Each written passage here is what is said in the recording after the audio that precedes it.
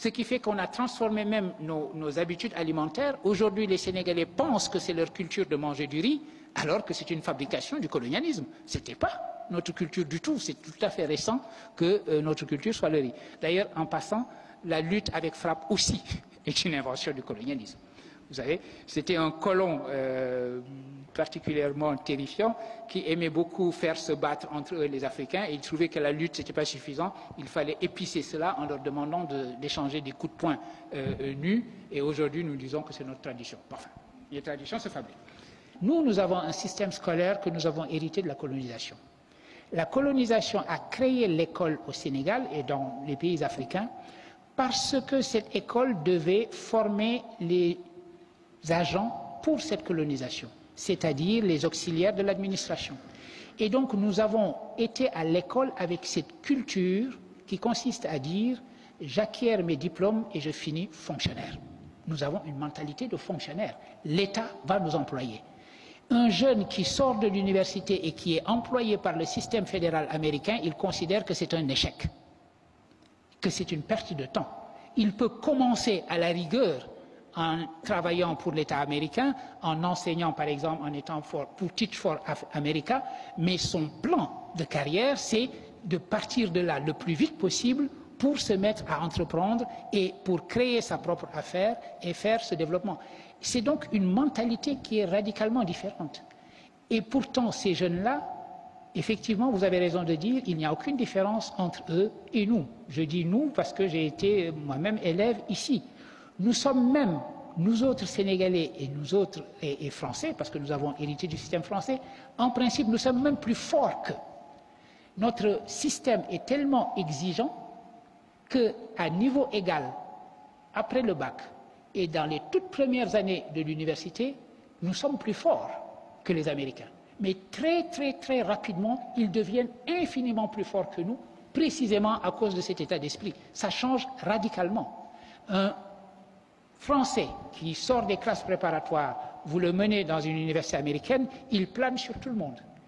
Dès qu'il a fini ses études d'undergraduate, il se retrouve à l'arrière de la classe et c'est les autres qui sont devant lui. Parce que les autres ont été élevés dans cette idée d'entreprendre, d'essayer et d'avoir cet esprit d'innovation permanent. Et c'est donc cela que nous devons essayer d'insuffler également dans nos formations. Avoir les qualifications les plus pointues, mais également avoir la capacité d'entreprendre. Une étude de l'IFAN qui vient de sortir, qui a fait une enquête auprès des jeunes de 15 à 35 ans, je crois, et il s'avère que 75% de ceux-là disent que leur souhait, c'est de pouvoir partir de ce pays dans les années qui vont venir. C'est terrible. C'est terrible, non pas seulement parce qu'ils veulent partir, mais pour traduire l'état d'esprit que ça signifie.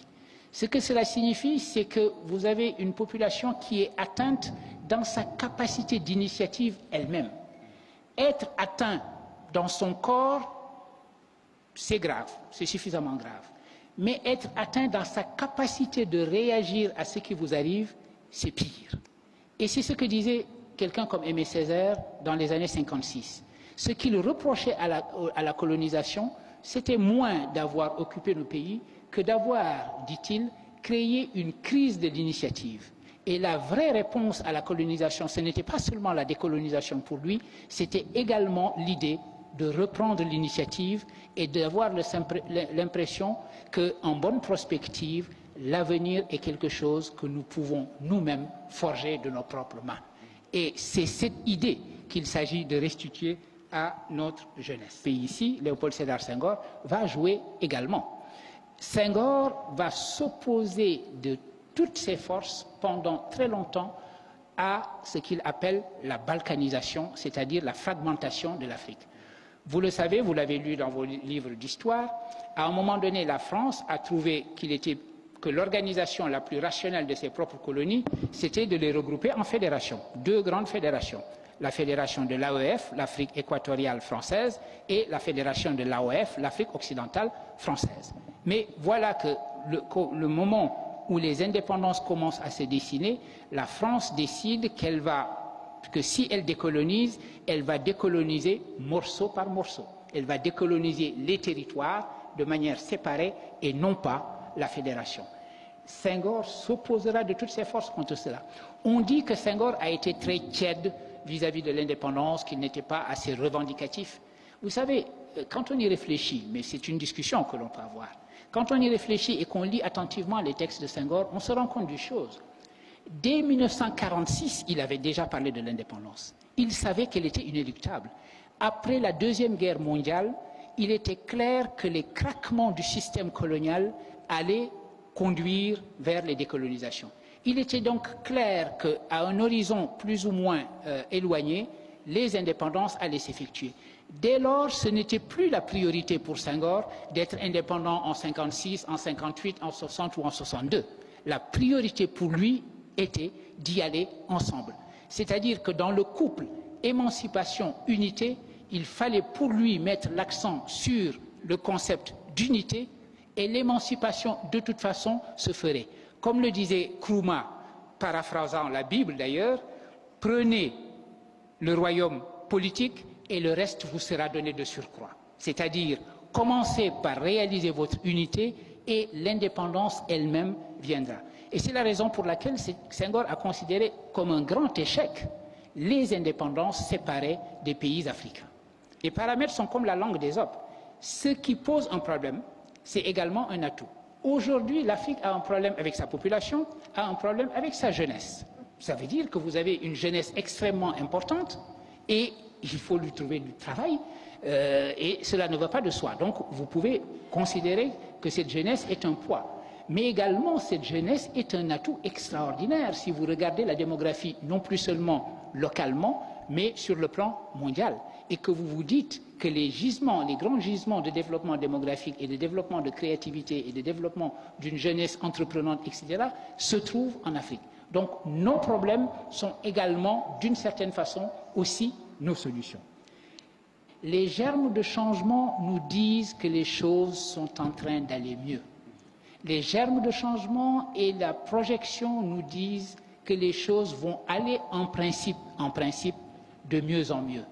Mais en même temps, que tous les chiffres qui permettent de mesurer ce mieux, c'est-à-dire la croissance, etc., existent, en même temps, nous nous rendons compte que cette croissance ne se transforme pas en emploi.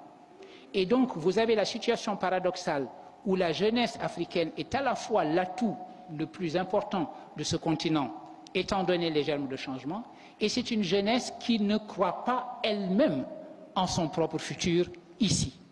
Dans le passé, avant que la vraie religion arrive, les gens refusaient la religion au nom du polythéisme de leur père, etc. Mais si vous entendez cette phrase comme nous parlons de nous, aujourd'hui, de temps en temps, nous avons la tendance à transformer notre propre tradition en une espèce d'idole et de divinité, sans comprendre que cette tradition, elle nous appartient, elle est notre héritage, et qu'il nous appartient de lui donner signification par les actions que nous entreprenons aujourd'hui. C'est cette mondialisation aujourd'hui des connaissances, des intelligences, etc., il faudra compter avec. Et il n'y a aucune raison que l'Afrique soit en dehors de ce circuit. Donc il faut que vous sachiez que le brain drain, ça va encore continuer sur au moins une génération. Il arrivera un moment où cela va s'inverser, parce que c'est le cas en Chine et c'est le cas en Inde. En Chine et en Inde, les choses sont en train de s'inverser. Les étudiants sont en train de préférer faire leurs études à l'université de New Delhi. Ils ne vont aux États-Unis que quand ils ont raté le concours d'entrée à l'université de New Delhi, qui leur semble meilleur que la plupart des universités américaines aujourd'hui. Et par ailleurs, les gens rentrent. Mais même quand ils étaient dans ces meilleures universités américaines, ils s'arrangeaient toujours pour garder des liens avec leur pays d'origine. L'idée que la vraie fidélité est dans le mouvement.